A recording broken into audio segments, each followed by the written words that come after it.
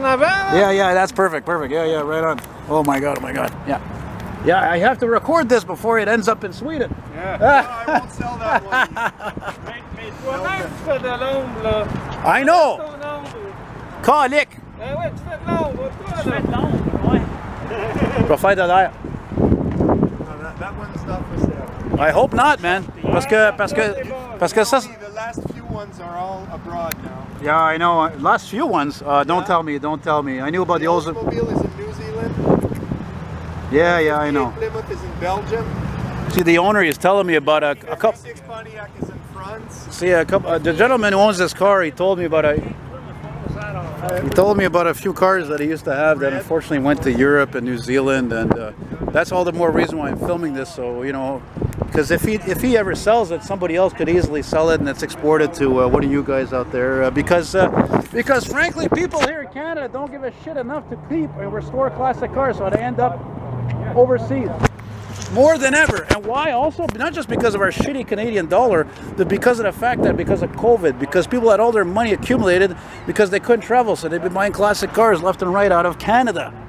Good old Canada, good for classic cars and maple syrup. So that's why I'm proud to film this beauty, because she's all original too. And the two-door hardtops are so hard to come by that it may again disappear overseas. You know. It's a Pontiac Parisienne Sport. That's the first time I think I've ever seen that that tag. Oh my God, she's so amazing. She's so amazing.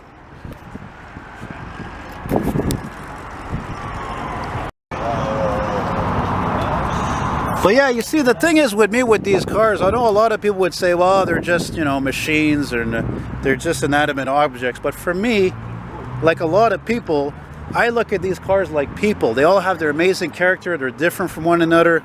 So when I keep seeing pictures of them, they've gone overseas, abroad, to Finland, Norway, France, and the list goes on and on. It pains me, because once they're gone, that's it. They're not fucking coming back.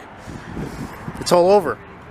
So frankly, a two-door hardtop 59 Pontiac Canadian Parisienne that's still here in Montreal, it's a miracle, quite frankly. It's a miracle. You know? Yeah. I think it has a 283 V8 if I remember correctly. Because some of these people ordered even with 6 cylinders. I mean, this is Canada, you know? It wasn't like we're all like all the Pontiacs, the Americans were like 389s. No, no, no, no. 389s, or what is it, 421s. Man, that interior is amazing. This was definitely had to have been restored. It's just in fantastic condition. Fantastic and original factory condition. Oh my God.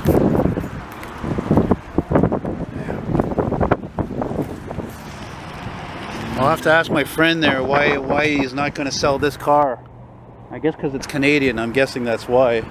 Because it is rarer than the other ones he had. And he had a 58 Fury like Christine or Belvedere. He had a 59 Oldsmobile. And yeah, that's the thing. Montreal is right next to the port. So they go on a ship and they're gone forever. Interesting too is that the Bonneville had the wide track, so the wheel track was wider apart than the Canadian models, because these were built on a Chevy X-frame. Fuel goes in here. And yeah, Chevy engine, Chevy frames. You can sort of see an X-frame. Oh my God, I would buy that in a heartbeat. I really would. But the first time I did see this car though was in Granby, like 2004. I took a close-up like this angle exactly, but it was on the other side and it was a cloudy day. How ironic, there's a guy from France right there, you know what I mean? Like, it's just, I mean, I don't want to have any, like, you know, listen, I spent years of my life hating and being negative, and I don't want to hate people because they're from other countries where cars are disappearing from. But again, when you love these cars as much as me, and too much so even, it's disappointing. So now I'm really glad I came, because who's to say I would ever see this car again? But am I ever intrigued though by those bumper guards?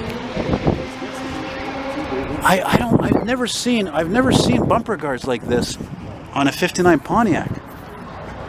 They must have been optional. It must have been. And look at the mirrors, for crying out loud. I mean, whoever ordered this car brand new was rolling, man. They were doing really well in life. I mean, they were selling cars, had a dealership, owned a restaurant. They were doctors, lawyers, engineers, urban designers, you name it, man. They could have been somebody even to help to build a freaking Expo 67. Look at those mirrors, man. And that's really original paint. That's how you know right there. Look at that. Original. Got a little gash there. I saw him driving this car last year in my neighborhood, actually, a few blocks from my place. You know? Anyway, very happy. It's been a very surprising evening. I mean, I filmed this. There's a 59 Ford Custom over there. There's a couple of Corvair Greenbrier vans, which are also Corvair. And there you go. And there's Mr. Parisienne to go along with things, the 67 Parisienne, which, ironically enough, as beautiful as this car is, it's actually not as rare. Here, 8 years later. Bye! 59 Parisienne.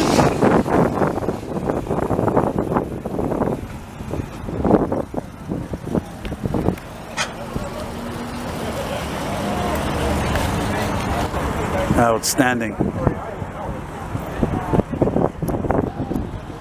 Perfect rumble.